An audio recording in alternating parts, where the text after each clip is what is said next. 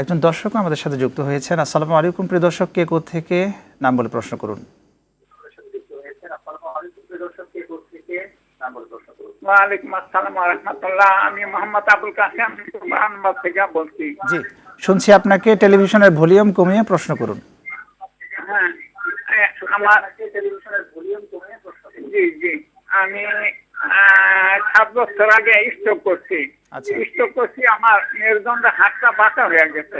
আচ্ছা। মেরুদণ্ডের হাড় বাঁকা হয়ে গেছে। এখন আমি এই পর্যন্ত আমি তারাবির নামাজ পড়ছি, প্রত্যেক বছরই দাঁড়ায় দাঁড়ায় নামাজ পড়ছি। আমি রাজি ভোট দিয়ে আসছি, তারপর আমি কষ্ট করে তারাবির নামাজ দাঁড়ায় পড়ি। এখন আমি কয়েকদিন যাবৎ নামাজ পড়ার পর এই পর্যন্ত 2 দিন যাবৎ দেখা যায় আমার বাম পাটা হয়ে গেছে গা, ব্যথা। এখন বাম পাটা লাগতে পারে না। আমি এখন কি করতে পারি? ওকে, আপনি থাকুন আমাদের সাথে, আপনার প্রশ্নের উত্তরেও যাব ইনশাল্লাহ। পূর্বে একজন দর্শক আমাদের থেকে জানতে চেয়েছিলেন, ওই প্রশ্নটাও করব এবং এই দুটি প্রশ্ন রাখি। উনি জানতে চেয়েছিলেন তারাবির সালাদের ক্ষেত্রে এখন যে ইমামগণ টাকা নেই, এই বিষয়টার প্রক্রিয়াটা কি, কিভাবে নিতে পারবে এবং মুসল্লিরা কিভাবে দিতে পারবে, এটা একটা বিষয়। এবং একই সাথে বিষয়টা হলো তারাবি কোরআনুল কারীম পড়ায় এর বিনিময়ে টাকা নিতে পারবেন না, এই কথাটি সত্য। আচ্ছা। তবে আমাদের দেশের হাফেজে কোরআন যারা, ওনারা তো কোরআন তেলাওয়াত শোনাতে 30 দিন আপনাকে বাধ্য না। এটা মাসালাটা হলো এভাবে যে আমি আপনার কোরআন তেলাওয়াত শোনাবো, আপনি আমার এর বিনিময়ে কিছু টাকা দেবেন। এই চুক্তিতে কোরআন তেলাওয়াতে বা তারাবি হোক বা কোরআন তেলাওয়াত পড়িয়ে কোরআন তেলাওয়াত পড়ে শুনে টাকাটা দিতে পারবেন না চুক্তিতে। আমি কোরআন কারীম তেলাওয়াত করেছি, আপনি খুশি হয়ে আমাকে কিছু হাদিয়া দিলেন, এটা আবার সুন্নাহ, এটা দেওয়া যেতে পারে। তারাবির ব্যাপারটা সম্পূর্ণ ভিন্ন। উনি একটি মাস উনি নামাজ পড়বেন বাধ্যমূলক, ওনার চাকরি, ওনার সময়, ইফতারে অনেক আগে উপস্থিত হতে হবে, ইফতারের পরে, মানে সব মিলিয়ে ওনার একটা চাকরি। এখানে ওনার সময়টা ইনভেস্ট করছেন, এখানে শ্রম ইনভেস্ট করছেন আপনার। উনি সকল মুসল্লিদেরকে কোরআন কারীম তেলাওয়াত নামাজের মাধ্যমে, এই পরিশ্রমের মাধ্যমে শোনাতে উনি বাধ্য না। আপনি ওনাকে বাধ্য করেছেন। এই যে করেছেন, কিসের বিনিময়ে? আপনি একটা হাদিয়া, একটা পারিশ্রমিক দেবেন। আমাদের দেশে এখনো কেউ এটা ডিমান্ড করে না। আর যদি কারোর সাথে কন্ট্যাক্ট করে যে আমি তারাবি নামাজ পড়াবো, আমাকে এত টাকা লাগবে, সেটা জায়েজ নাই। বাট আপনি একজন হাফেজে কোরআন রাখছেন, 30 দিন আপনি কোরআন তেলাওয়াত শুনিয়েছেন, এর বিনিময়ে না। উনি যে যাতায়াত, উনি যে আপনাকে সময় দিয়েছেন, উনি যে এখানে বাধ্যবাধকতা রয়েছে ওনার, এবং উনি পরিশ্রম করেছেন, এর বিনিময়ে একটা হাদিয়া আপনি দেন। জি, এখন আমাদের মাসালাগুলি সুদঘুষের দিকে না গিয়ে এখন তারাবির দিকে, এই তীরের দিকে চলে আসছে মাসালার। এটা দুঃখজনক ব্যাপার। জি, আমরা উত্তর পেয়েছি, চমৎকার একটি উত্তর দিয়েছেন। একজন দর্শক যুক্ত হয়েছেন। আসসালামু আলাইকুম প্রিয় দর্শক, নাম বলে প্রশ্ন করুন। আসসালামু আলাইকুম, টেলিভিশনের ভলিউম কমিয়ে প্রশ্ন করতে হবে। জি, আসসালামু আলাইকুম। ওয়ালাইকুম আসসালাম। আমার নাম মোহাম্মদ সাইফুল ইসলাম। জি, আমি হুজুরের কাছে জানতে চাচ্ছিলাম,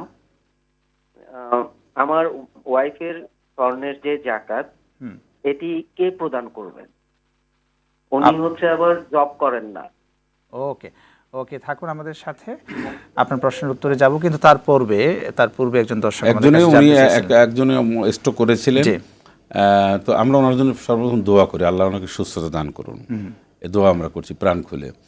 আর সেকেন্ড হচ্ছে, উনি যে আপনার এই তারাবি নামাজ উনি পড়তে পারতেছেন না, এখন নানান জটিলতা, ওনার জন্য এই জটিলতা থাকলে আর নামাজ পড়া। আমরা শুনবো একজন দর্শকের প্রশ্নটা নিয়ে আসি। আসসালামু আলাইকুম প্রিয় দর্শক, নাম বলে প্রশ্ন করুন। ওয়ালাইকুম আসসালাম, আমি নওগাঁ থেকে মোহাম্মদ সাজ্জাদ হোসেন বলতেছি। জি, আপনার রোজা থেকে বমি করলে কি রোজা নষ্ট হবে? রোজা থেকে যদি বমি করি তাহলে কি রোজা নষ্ট হবে? ওকে, আপনি থাকুন আমাদের সাথে। জি, কয়েকটি প্রশ্ন হয়ে গিয়েছে। এর মধ্যে একটি হচ্ছে যে আমরা উত্তরটা তো দিয়ে দিলাম, যিনি দাঁড়াতে পারেন না, ওনার কষ্ট হয়, মেরুদণ্ড, উনি স্ট্রোক করেছিলেন, উনি বসে বসে নামাজ পড়বেন। আর যদি তারাবি নামাজ পড়তে আরও কষ্ট হয় বসে পড়তে, উনি একটা মেজর প্রবলেম ওনার, তাহলে উনি এই তারাবি নামাজ উনি ছেড়ে দিতে পারেন। যদি মেজর সমস্যা হয়, ওনার শারীরিক বেশি অসুস্থ হয়, তাহলে এটাও ছেড়েও দিতে পারবেন, তো সমস্যা নেই। জি, আরেকজনে বলছেন যে বউয়ের জাকাত, স্বর্ণের টাকা কে দেবে? জাকাতের। আচ্ছা, মূল নীতি হচ্ছে যার স্বর্ণ মালিকেরা তিনি দেবেন, স্ত্রী দেবেন। এখন স্ত্রী তো কোনো জব করেন না, টাকা পয়সা কই পাবেন? স্বামী ওনাকে যে হাত খরচ দেন, বাড়াই দেবেন, সেটা দিবেন। আর এরপরে একটা হচ্ছে স্বামীর, এখন বর্তমানে আমাদের দেশে স্বামীর সম্পদ মানে স্ত্রী, স্ত্রীর সম্পদ মানে স্বামীর, এটা অঘোষিত। এটা যদি এখানে আরেকটা বিষয়, স্বামীও তার অর্থ সম্পদে জাকাত দেওয়ার ক্ষমতা কেবল রয়েছে, স্ত্রীরও যদি থাকে আলাদাভাবে, তাহলে দুজন আলাদাভাবে জাকাত দিতে পারবে না? না, দুজন তো আলাদা দিবে। স্বামীর জাকাত স্বামী দেবে, স্ত্রীর জাকাত স্ত্রীর সম্পদ, স্বর্ণ যা, ওটা উনি স্ত্রী দিয়ে দেবেন। আচ্ছা, এখন স্ত্রীর জাকাত দিতে অক্ষম হন, উনি জব করেন না, কোনো কিছু না, কিন্তু ওনার স্বর্ণ আছে, স্বামী দিয়েছেন, স্বামী ওনাকে মালিকানা বানিয়ে দিয়েছেন। জি জি।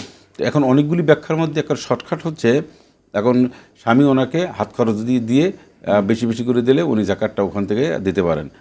আর একটা হচ্ছে স্বামী ইচ্ছা করলে স্ত্রীকে বলতে পারেন, ঠিক আছে আমি তোমার এই জাকাতের টাকাটা, এটা তো আমাদেরই সম্পদ, তোমার মানে আমার, আমার মানে তোমার, তা সেক্ষেত্রে আমি তোমার জাকাতের টাকাটা আমি দিয়ে দেবো, এটা মিউচুয়াল হতে পারে। জি শুকরান, খুব চমৎকার আলোচনায় আছি, একটা বিরতি নিয়ে আসি।